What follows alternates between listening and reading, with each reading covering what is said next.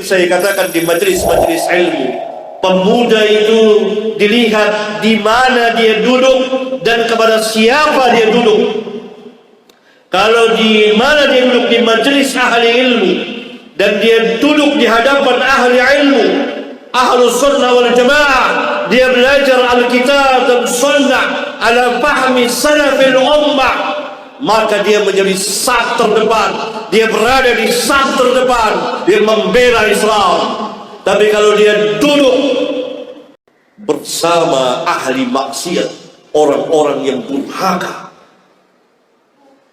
tempat-tempat maksiat, di hadapan orang-orang yang durhaka, pembuat maksiat dan ahli bid'ah, maka dia saf terdepan yang membela kedurhakaan kepada Allah.